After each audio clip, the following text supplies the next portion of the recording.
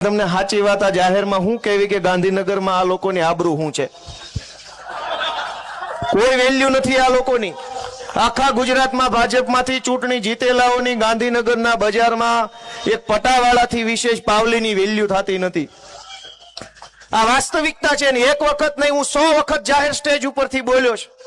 કોઈ કેબિનેટ મંત્રી એમ નથી કીધું હું પટાવાળો નથી। આવી જાય ગોપાલ મારિયારે ડિબેટમાં, ક્યાંથી કે મેં 10 વખત કીધું કે પટ્ટાવાળા છે, આની કોઈ ઓકાત નથી। એનું કોઈ ગાંધીનગરની બજારમાં 5 પૈસાનું વજન પડતું નથી। મંત્રી બંત્રી બધું બનાવ્યું છે, પણ ફોટા પડાવવાના, સ્માઇલ આપવાની, સરસ મજાના DSLR કેમેરાથી સ્માઇલિંગ ફેસ વાળા ફોટા કરીને મૂકવાના ટ્વિટર પર કે આજે જનસંપર્ક કર્યો, હું કામ કર્યું પૂછતા નહીં।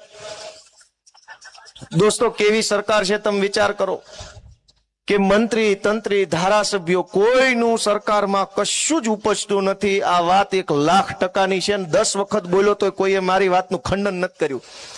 હું ખોટો હોઉં તો 10 મંત્રી મારા વિરુદ્ધ મોરચો ન કાઢે। ગોપાલ ઇટાલિયા મુર્દાબાદ કેમ ન બોલ્યા?